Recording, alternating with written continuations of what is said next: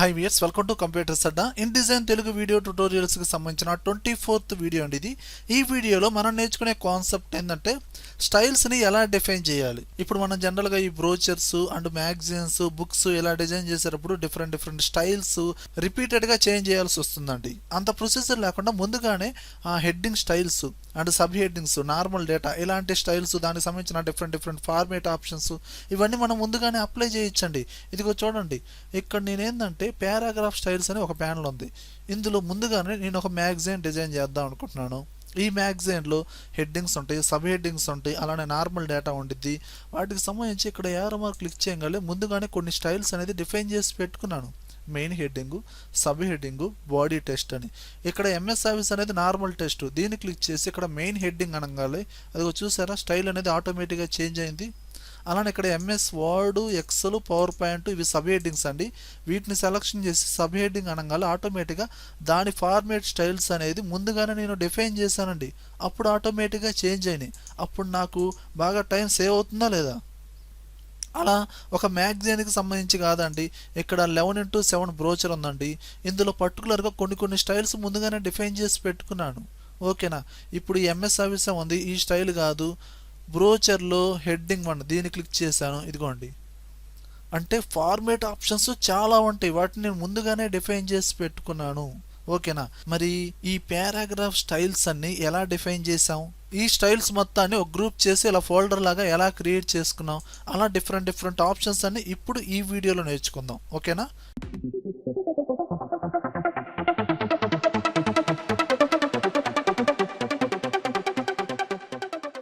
Okay viewers, ఇప్పుడు నేను ఒక న్యూ డాక్యుమెంట్ ఓపెన్ చేశానండి. ఇప్పుడు మనకి ఈ పారాగ్రాఫ్ ప్యానల్, అందులోనే మనం స్టైల్స్ అనేది డిఫైన్ చేయొచ్చు.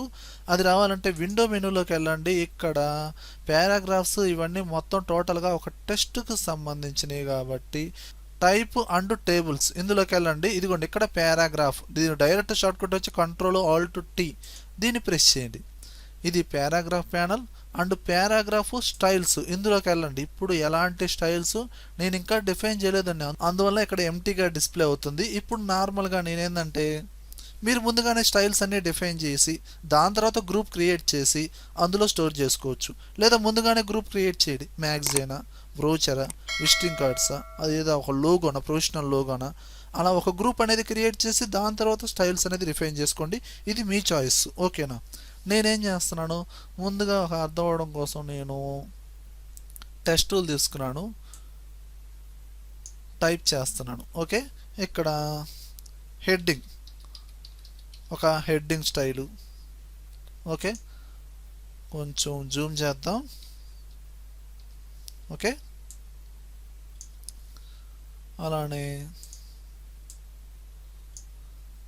Sub heading. Okay, and normal data లేదా బాడీ టెస్ట్, అంటే పేరాల కొద్ది రాస్తూ ఉంటాం కదా, అలాంటి డేటా అనమాట.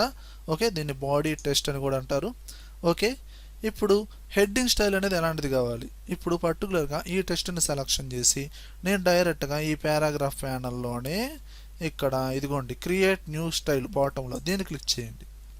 ఇక్కడ పారాగ్రాఫ్ స్టైల్ 1 అని క్రియేట్ అయిందా లేదా? ఇప్పుడు దీని మీద డబుల్ క్లిక్ చేయండి. అప్పుడు మీకు ఇలా బాక్స్ ఓపెన్ అవుతుంది. మీరు డబుల్ క్లిక్ చేసినప్పుడు జాగ్రత్త చేయండి. ఒక్కసారి మీరు క్లిక్ చేస్తే ఇలా ఇక్కడ నేమ్ అనేది ఎడిట్ అవ్వచ్చు, లేదా మీరు డైరెక్ట్గా డబుల్ క్లిక్ చేయండి. ఇదిగోండి, ఈ విధంగా ఓపెన్ అవుతుంది. ఇప్పుడు పర్టికులర్గా ఆ స్టైల్ నేమ్ ఏదో పెట్టుకోండి. ఇది మెయిన్ హెడ్డింగా, సబ్ హెడ్డింగా, డేటానా, నార్మల్ డేటానా? హెడ్డింగ్ అండి, మెయిన్ హెడ్డింగ్. ఓకే, ఈ విధంగా. మరి దీనికి కావాల్సిన బేసిక్ క్యారెక్టర్ ఫార్మేట్స్ అంటే స్టైల్ ఏం మెయింటైన్ చేయాలి? నేను టైమ్స్ న్యూ రోమన్ అండి, డైరెక్ట్గా ఫాంట్ స్టైల్ టైప్ చేస్తున్నాను, లేదా మీరు చూజ్ చేసుకోవచ్చు. స్టైల్స్ ఉంటాయి కదా. ఓకే, అండ్ బోల్డ్ థిక్గా ఉండాలి, అండ్ సైజ్ వచ్చి 30 ఉండాలి. ఓకేనండి, అలానే అండర్లైన్ ఉండాలి. అలానే ఇంకా advanced character formats, horizontal scale అని అలా చాలా ఉంటాయి. And indent and spacing, alignment, text అనేది సెంటర్లో రావాలండి. అలానే నాకు వచ్చి కలరు, క్యారెక్టర్ కలర్ వచ్చి నాకు రెడ్ కలర్లో రావాలి. ఇలా డిఫరెంట్ ఫార్మేట్స్ అనేది చూజ్ చేసుకొని ఓకే అన్నాను. ఇదిగోండి, ఇక్కడ చేంజ్ అయిందా లేదా? ఇది మెయిన్ హెడ్డింగ్. అలానే ఇప్పుడు ఈ టెక్స్ట్ని సెలెక్షన్ చేసి మళ్ళీ నేనేం చేస్తున్నాను, ఇదిగోండి క్రియేట్ న్యూ స్టైలు, మళ్ళీ ఇక్కడ డబుల్ క్లిక్ చేయండి. ఓకే, ఇక్కడ నేను నేమ్ చేంజ్ చేద్దాం, సబ్ హెడ్డింగ్. ఓకే, అలానే క్యారెక్టర్ ఫార్మాట్స్ వచ్చి డిఫాల్ట్గా ఉన్న ఫాంట్ అండ్ సైజ్ వచ్చి 18 తీసుకున్నాను. ఓకేనండి, అండ్ అండర్లైన్ మెన్షన్ చేశాను, అండ్ క్యారెక్టర్ కలర్ వచ్చి బ్లూ కలర్ తీసుకున్నాను. అంటే మెయిన్ హెడ్డింగ్తో పోలిస్తే సబ్ హెడ్డింగ్ అనేది కొంచెం ఫాంట్ సైజు తక్కువగా ఇచ్చేటట్టు, కలర్ కూడా చేంజ్ చేసేటట్టు అలా సెట్ చేసుకున్నాను.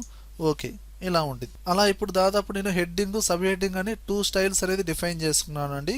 అలానే ఇప్పుడు నార్మల్ డేటా సెలెక్షన్ చేయండి, create new style, double click చేయండి. Okay, and basic character formats వచ్చి అండ్ నాకు వచ్చి క్యాలిబ్రీలో ఉండాలి ఫాంట్ స్టైల్ అనేది.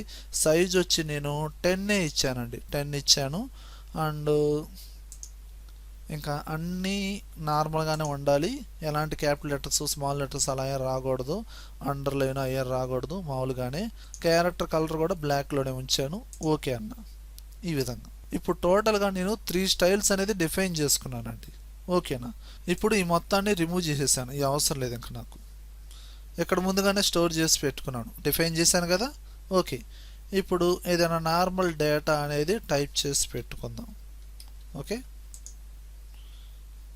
ఇక్కడ నుంచి ఇక్కడ దాకా డేటా ఆటోమేటిక్గా ఫిట్ అవ్వాలంటే ఏదైనా డేటాని కాపీ చేసి పేస్ట్ చేసుకోండి. ఇప్పుడు ఇక్కడ చూడండి, ఇక్కడ పైన InDesign అనే హెడ్డింగ్ రావాలి. నేను ఇక్కడ ముందుగానే జనరల్గా InDesign అని టైప్ చేశాను.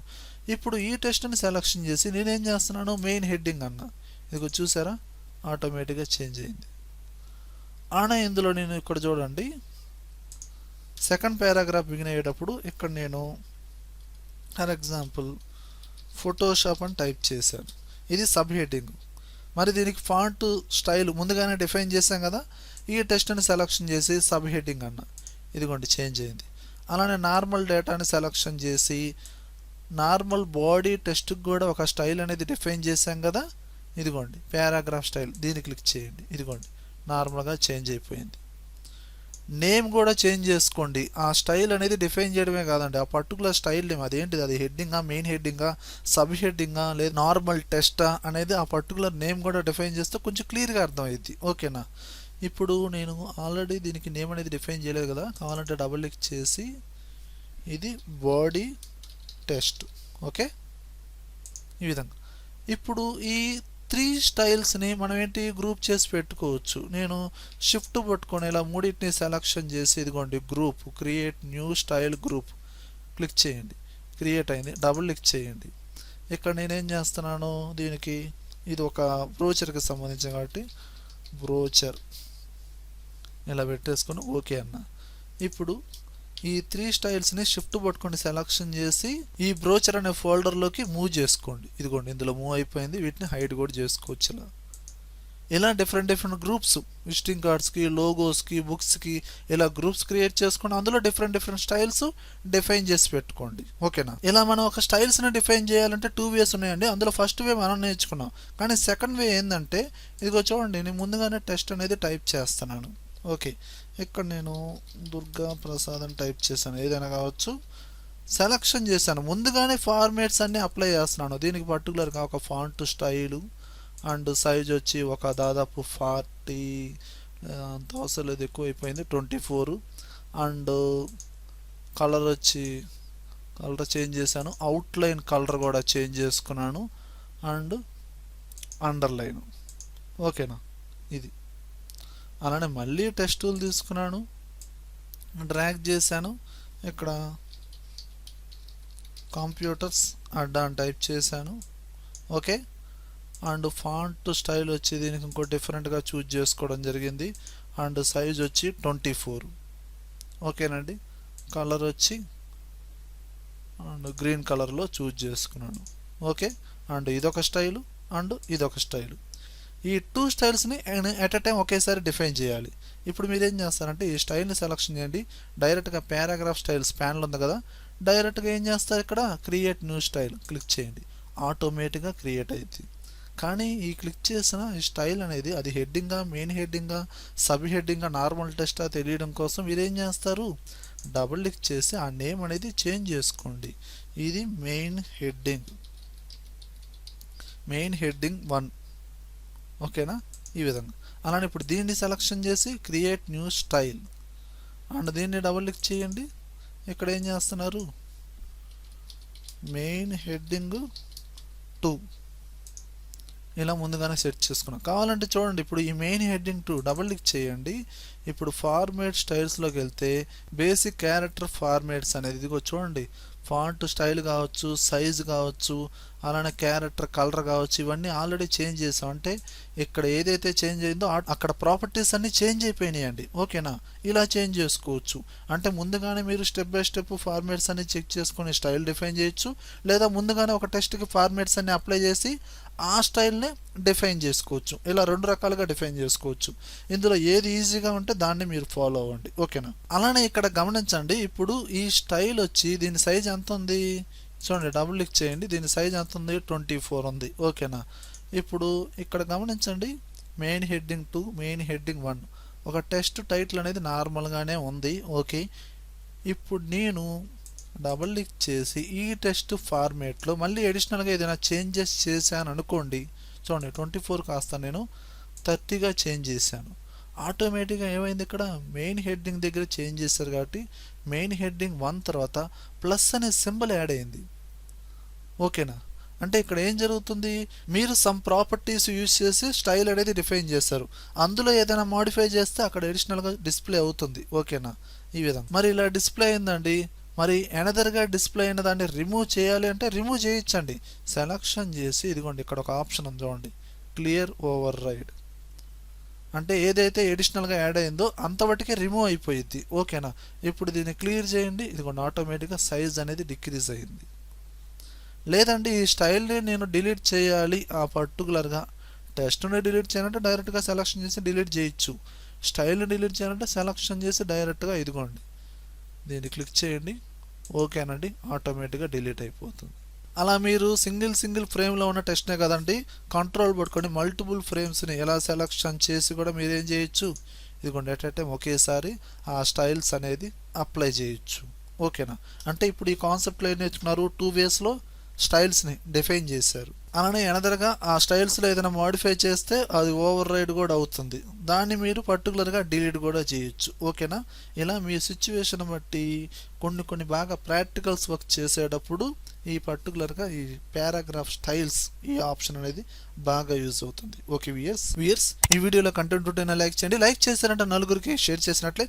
అలానే యూట్యూబ్ ఛానల్ ఇంతవరకు మీరు సబ్స్క్రైబ్ చేసుకోకపోతే అట్లనే సబ్స్క్రైబ్ చేసుకోండి. పక్కనే ఉన్న బెల్ ఐకాన్ని ప్రెస్ చేయండి. Thank you very much.